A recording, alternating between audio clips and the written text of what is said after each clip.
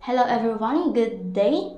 I hope you are all doing well and I hope rin na you are ready for our lesson for this morning. So I hope meron kayong ballpen at saka paper para sa pag-take down ng notes. Or also you could use yung ating handouts. So ayan.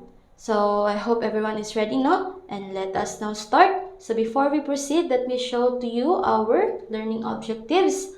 So, at the end of the topic session, the student should be able to state the meaning of simple and compound interest and other key terms, analyze and solve problems involving simple and compound interest, distinguish the difference between stocks and bonds, and analyze and solve problems involving stocks and bonds. Actually, we are done with this first two objectives, right? Kasi last time, we have discussed already itong si simple and compound interest. So, ito si simple and compound interest, ito yung mga patong, no? Sa inutang mo, which is yung principal. It's either yung inutang mo or ininvest mo. And then, both of them have different formula para ma-solve natin, no? Kung ano yung magiging interest sa ating inutang or ininvest. And then for this morning, we will discuss about itong kay si stocks at saka si bonds. And specifically, our objective is to distinguish ano ba ang difference between stocks and bonds and how to solve them. So last time, ito yung binigay ko na activity sa inyo. So, if given a chance to invest, would you put your money in a stock or in a bond? And why? So, I believe na nakasubmit ng lahat. And for those na hindi pa nakasubmit, you may submit naman. But, meron na siyang deduction kasi late submission na yon. So, let's proceed. So, actually, no, there are different types of investment that we can choose from. And one of them is si stock.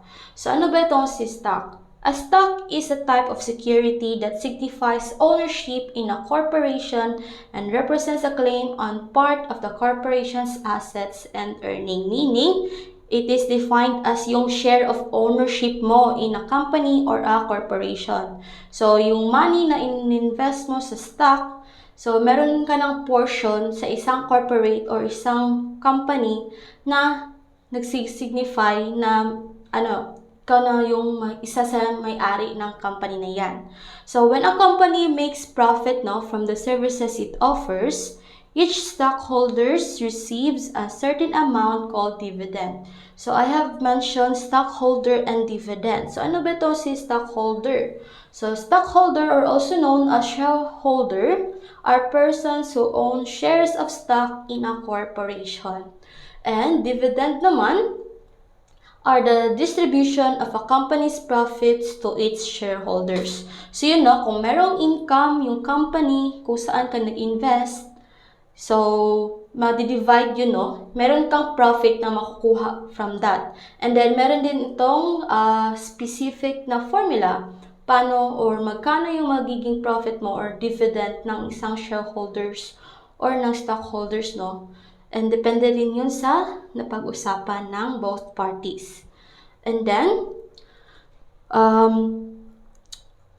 moreover, the amount of dividend received by each stockholders is based on par value and not on the market value. So a stock can be sold to somebody else in the stock market. It is a place where people buy or sell stocks from each other. So dito daw sa stock market, these are places wherein an investors can buy or sell stocks through a licensed broker authorized to transact business in the market stock places. So, parang kumbaga palengke ito, kung saan meron nag-offer ng stock and then yung stockholder ang bibili or mag-invest siya doon. And then, in the Philippines, meron tayong tinatawag nitong Philippine Stock Exchange at saka Market Stock Exchange. So, these are commonly mga stock market na makikita natin dito sa Philippines, Okay. So, the present value of stock is always dependent on the dividend on the following year. And then, actually, there are two types of stocks, So, we could,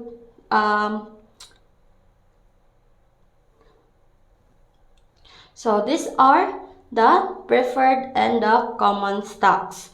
So, ang pagkaibahan ng dalawa nito ng uri ng stocks na ito is that they differ in two main areas. So first is in the terms of voting rights. Kasi si common stock is a class of corporate stock in which the investor has voting rights and shares directly in the success or failure of the business.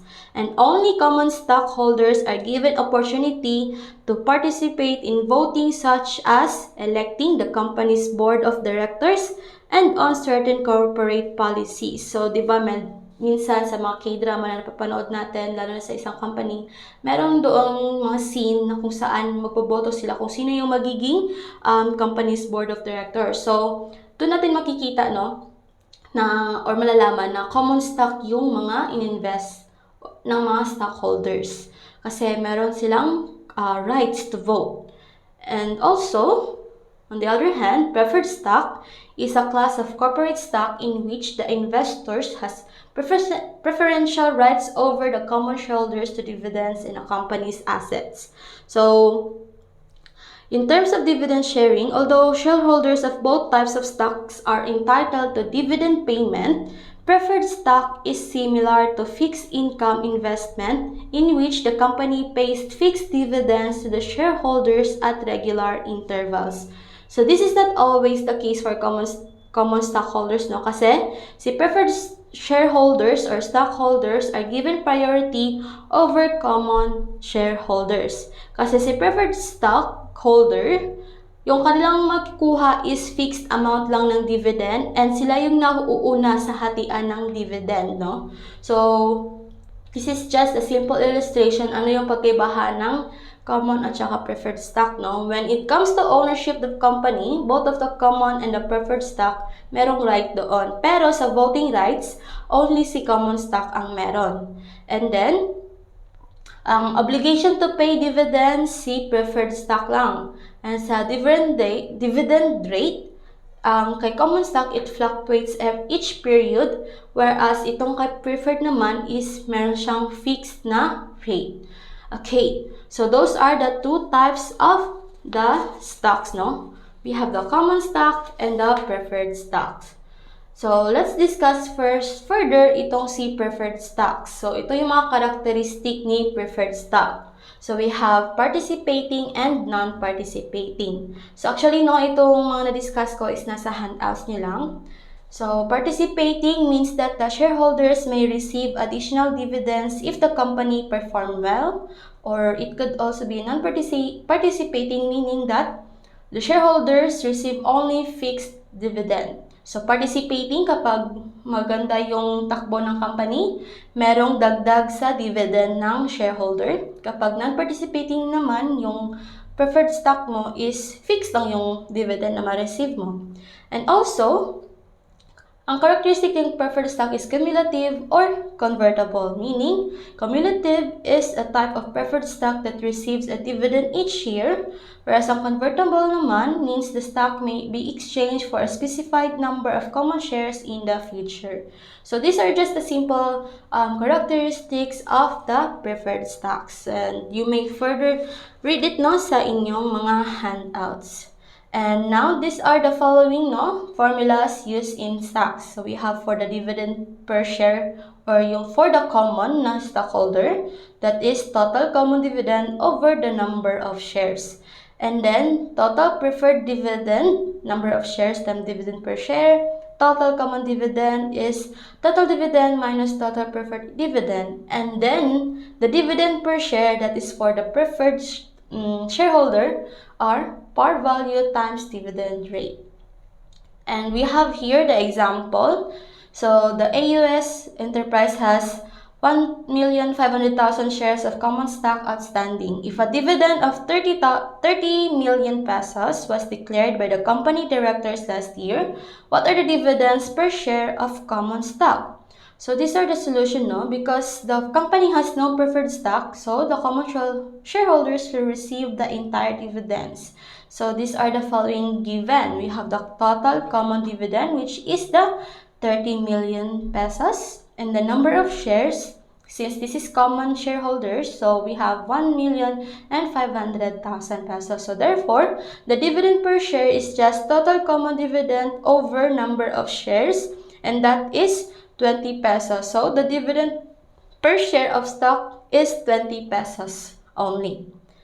And then, for example, number 2 naman, the Board of Directors of SSS Incorporation has declared a dividend of 18 million pesos. The company has 40,000 shares preferred stock that pay 60 pesos per share and 80,000 shares of common stock. Calculate the amount of dividends due to the preferred shareholders and the dividend per share of common stock. So, meron tayong dalawang kailangan hanapin dito, no? Calculate natin yung preferred shareholders, yung dividend nila sa preferred shareholders and as well as for the common stock. And meron tayong mag-given dito. For the number of shares sa preferred shareholders, we have 40,000 whereas yung dividend per share naman niya is 60 pesos. And then the number of shares for the common is the 80,000 pesos. So, to solve for the total amount of dividends of preferred stock is just number of shares times or multiplied by dividend per share. So, since the number of shares for the preferred stock holders are 40,000 and the dividend per share is 60, so the total preferred dividend is 2,400,000. And for the total amount naman of common dividend is total dividend minus total preferred dividend. So we have the total dividend, which is 18 million, minus the total preferred dividend, which is 2,400,000. So therefore, the total common dividend is 15,600,000 pesos. And since we are looking for the dividend per share para sa common stock, so we just simply divide total common dividend with number of shares. So we have 195 pesos per share, no? So, total common dividend naman natin is 15,600 pesos, diba? And then, the number of share is 80,000. So, 15,600,000 divided by 80,000, that is 195 pesos per share. So, therefore, sa problem na ito, ang preferred shareholders or dividend ng preferred shareholders is 2,400,000 and the dividend per share of the common stock naman is 195 pesos. I hope that is clear, no? So if you have questions, you can PM me or message me sa ating MS Teams. And then, let's proceed to the stock valuation. Ano ba itong stock valuation? The stocks are considered to have a high value if the stockholder gets higher dividend at present and in the future. Otherwise, the stock is considered to have a low value. So the computation of the stock value is necessary in order to know if the stock market value is cheap or expensive at a given time. So by definition, no, itong stock valuation is the process of calculating the values of goods or materials owned by a company or available for sale in a store at a particular time. So, dito yung malalaman kung ang stock natin is of a high value, no? Kung cheap ba siya or expensive at a given time. And then, kung meron ba siyang malaking balik sa shareholder or sa stockholder. So, it's just a calculation, no? So, we have here different ways para sa pag-solve ng ating stock valuation. So, first is yung current yield niya. So, to measure how much you have earned on a stock as compared with other investments, compute for the current yield. So, the current yield is a way of determining the current value of a stock. So, here is the formula, no? So, we have annual dividend per share divided by current price per share. So, let's have an example. Paano natin ma-apply itong current yield? So, if MMDN Corporation paid a dividend of 142 pesos per share last year, if yesterday's last price was 2,300, what is the current yield on the stock? So, let's identify first kung ano yung mag-given. So, yung given natin dito is yung annual dividend per share. So, that is 142.60. And then, yung current price ng share or ng per share is 2,300 pesos. So, we just simply divide ito, no? Para malaman natin kung current yield niya or yung how many percent yung yield ng ating stock. Okay, so we have annual dividend per share divide current price per share. So that is 142.60 divide 2,300 and that is 6.2%. So 6.2% yung yield ng ating stock, no, na na-invest natin sa isang stock market. Okay. Next example, we have calculate the current yield for MMDN Corporation stock which pays a dividend of 70 pesos per year and currently selling at 1,400 per share. So, ang given dito is yung annual dividend per share which is 70 pesos and the current price per share is 1,400. So, therefore, 70 over 1,400, that is 5%. So, the current yield rate per share is 5%. So, ganun lang pag-solve ng ating current yield para sa stock valuation. And let's proceed to the price-earnings ratio of the stock. So, ang formula lang dito is current price per share over earnings per share. Ulit ha, current price per share over earnings per share. So, let's have an example. WSS Incorporation is currently selling for 2,685 pesos per share. If the company had earnings per share of 89.50 pesos in the past year, what is the price-earnings ratio for WSS? So, yung given natin dito is current price per share niya is 2,685 pesos while ang earnings per share is 89.50 pesos. So, to solve for the price-earning ratio, we just simply divide current price per share over earnings per share. So, we have 2,685 over 89.50 and that is 30 or 30 is to 1. So, this means investors are currently willing to pay 30 times the earnings for 1 share of WSS stock. So, kung ano yung makayang invest ng ating investor. So, 30 times daw ng earnings niya ang willing niya i-pay para lang sa isang share para sa WSS. So, ratio. So, that is 30 is to 1. And for the cost, proceeds, and gain or loss of a stock.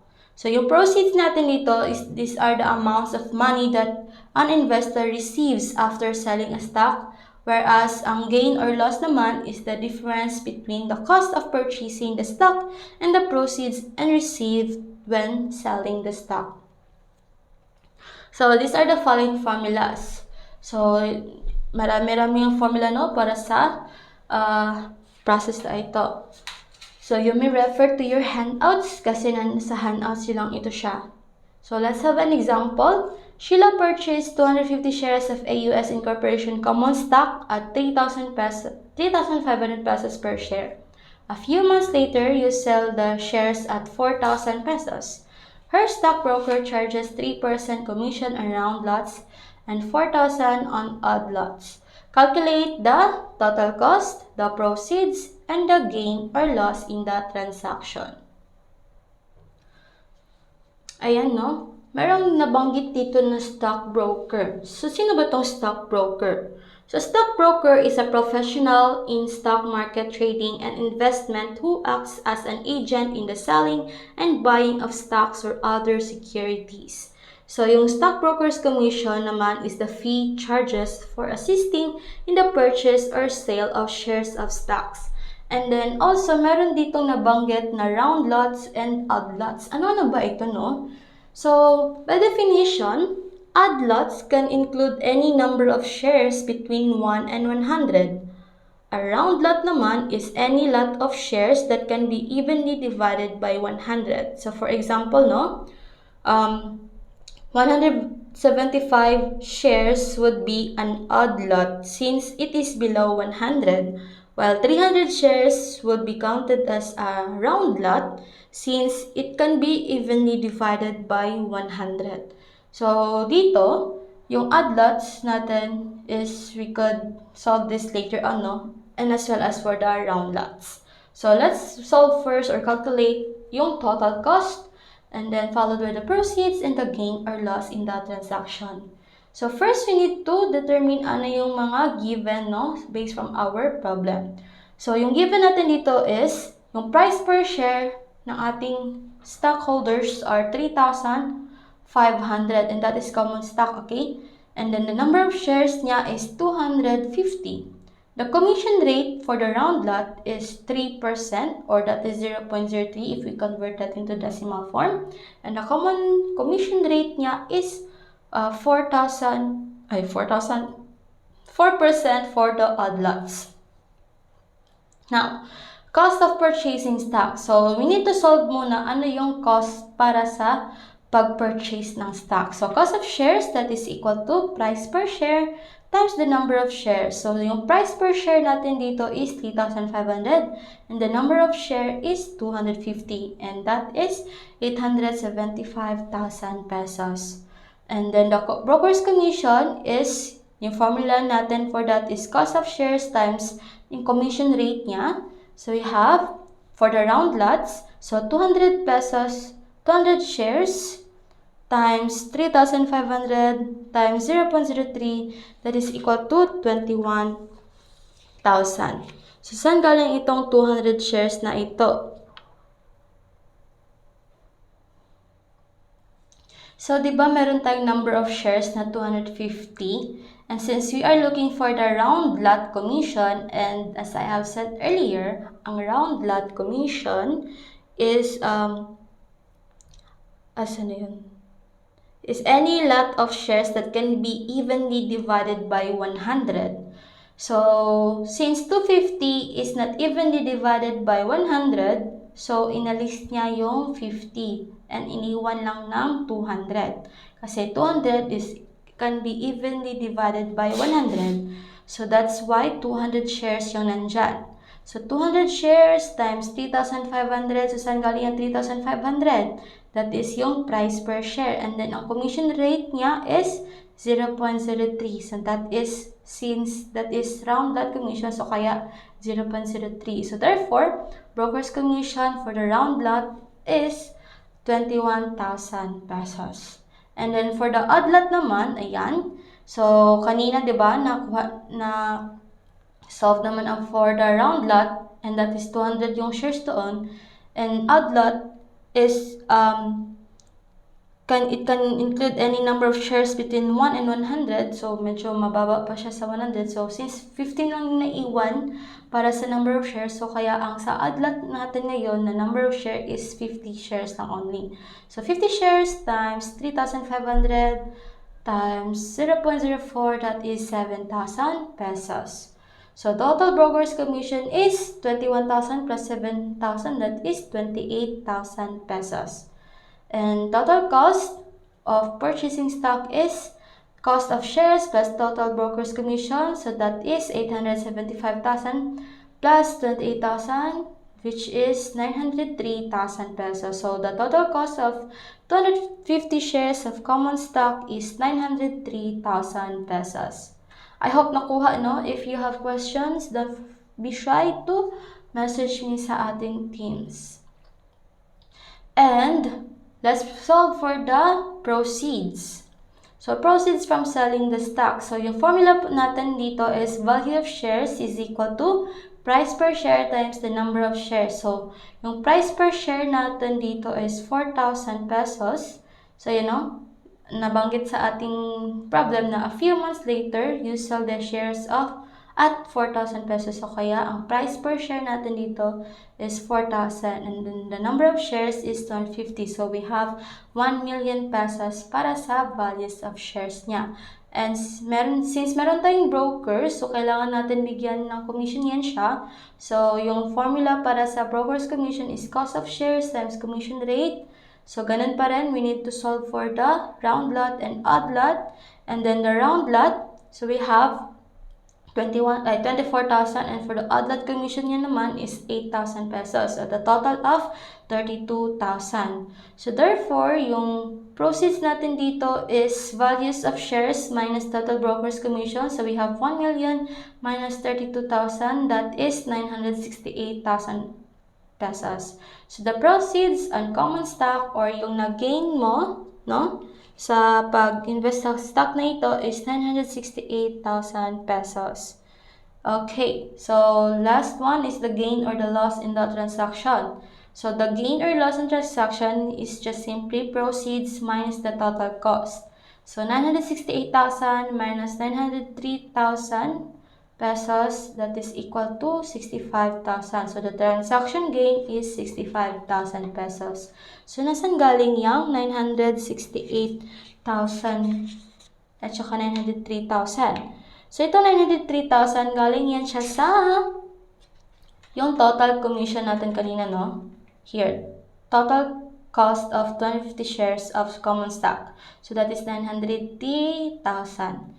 And then, ang 968 naman is yung proceeds mo. So, kaya, proceeds minus total cost, that is 968,000 minus 903, which is 65,000 pesos. And then, ang nagain mo in investing sa stock na ito is 65,000 pesos. So, medyo malaki-laki na rin yun, no?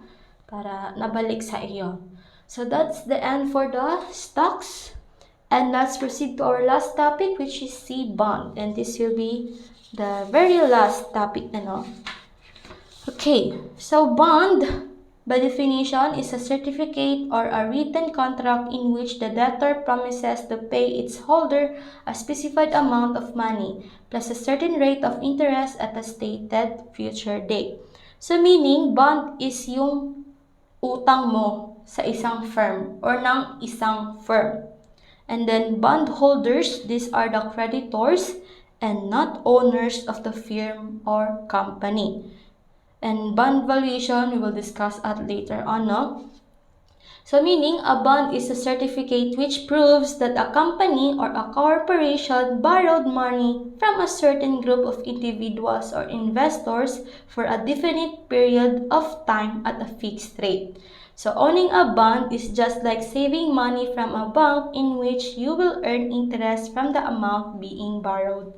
So meaning, no, certified yan siya. Certificate yan siya kung saan merong isang company na nag-borrow sa isang certain group of individual. And then meron siyang kailangang definite time period at saka fixed rate na ibabayad pabalik sa kanyang inutangan. So, a bond can be bought from a company, no, or other people, and the bond is said to have a high value if it earns high interest payment compared to the market interest rate. So, otherwise, the bond is valued low. So, depende rin sa rate niya, no, market rate niya at saka interest rate niya sa market, kung malaki ba yung value ng bond na yan or hindi. So, kaibahan lang ng stock at saka ng bond is that ang bond is yung inutang and yung stock is yung investment mismo. Okay? So, yan. So, let's talk about the par or face value. So, ano ba itong si par or face value? So, the par value or face value is the principal borrowed as stated in the bond. Kung magkano yung inutang mo, no? And then, the par value is usually the price the investor pays when buying the bond from the issuing company. An investor may sell the bond at any time to another investor. So, let's talk about bond valuation. Kung meron stock valuation, meron ding bond valuation, no? Kung stock valuation, yan yung computation, kung magkano yung balik sa ayun, no? Ang bond valuation is ganun pa rin, no? It is a technique in determining the price of particular bond. Investors who plan to buy a bond use this technique to determine the required rate of return for the bond to be valuable. So, by definition, bond valuation is a technique for determining the fair value of a particular bond. So, meron din yan siyang different formulas, no? Para ma-solve natin itong C bond. Okay, so let's talk about ang kanyang current yield. So, current yield ng ating bond is just annual interest over the price of a bond. So, medyo similar lang siya sa ating stock, right? So, annual interest divide price of a bond. So, let's have an example. What is the current yield of a bond whose face value is 14,500 and pays a yearly interest of 12% if purchased at face value at 13,920? So, here, let's have the given. So, yung price ng bond natin or yung face value niya is 14,500 pesos. So, therefore, ang current yield niya is yung annual interest. So, we just simply multiply yung face value with the yearly interest na 12%. And divide natin yan siya sa price ng bond, which is 14,500. So, we have 0.12 times 14,500 divide 14,500, that is 12%. So, kapag yung price natin is 14,500, no, ang kanyang yield is 12%. And then, kapag ang price ng bond natin is 13,920, ang kanyang current yield is 12.5%. So, ganun lang pag-solve sa ating current yield for the bond. Annual interest divide price of bond. And then, ang kanyang price of bond using general method. So, meron tayong period, no, or formula para sa bond. So, the same with stocks. When bonds are sold or both, charge is commonly added to the price of the bond. So, these are the following variables will be in our mathematical treatment of bonds. So, meron tayong K. So, we have here the formula, no, para sa ating bond. And then, you can find it sa inyong module. So, you may refer na lang sa inyong module, no, or you can screenshot this, no. Okay. And then, let's talk about the coupons. So, additional information ng ito, no, about sa coupons. So, coupons, it is a periodic interest that the bondholder receives during the time between purchase date and maturity date. And usually, it is received semi-annually. Kung merong investor, tapos meron siyang ininvest or binigay na capital and it is regarded as a loan, and then nilagay niya sa isang company, and then bininta yun siya ng isang bond issuer. So, bond issuer pays interest regularly to investors, and then yung gain na yun, yan yung magbalik sa ating investor. So, that is the coupon. And let's have an example. At 3,200 at 9% bond pays coupons quarterly and will be redeemed on July 7, 2016. Find the price if the bond is bought on July 7, 2012 to yield 8% compounded quarterly if the bond is redeemed at par, if the bond is redeemable at 110%. So, ito yung mga given niya, no? So, you have the face value or V, which is 3,200 pesos. And then, since it is compounded quarterly, so therefore, yung M natin, that is equal to 4. And then, yung rate niya is 8% or 0.8. That is for the, yield niya, na for the compounded quarterly is 8%. And then, ang rate niya naman is 9%. The time is 4 years. And then, the N is T or time or times the M. So 4 times 4, that is 16. So the redemption value natin for this is K is equal to FP. So F is yung for the face value. So 3,200. And then the P is 0.0225. So that is 72 pesos. The coupon payments are 72 pesos. So, using yung formula natin kanina, we substitute all the information sa ating formula, and then we will be able to solve for the coupon payment. And the price of the bond yield is, for the 8%, is 3,308.62 pesos. So, if you have question, no, for this one, you may message me sa ating teams. And then, at 110% redemption, it means that the price of the bond is 3,541.72 pesos. So, yan lang yung formula para sa ating bond valuation. So, if you have questions, don't be shy to message me sa Teams. And I hope you learned something sa video na ito, no? Sa lesson na ito. And for the activities, just stay updated sa ating MS Teams. So, I think that's it, no? And laban lang, and malapit na ang ating final exam, and magsa second quarter, second sem na kayo. So God bless everyone, stay safe, and have a good day. Thank you.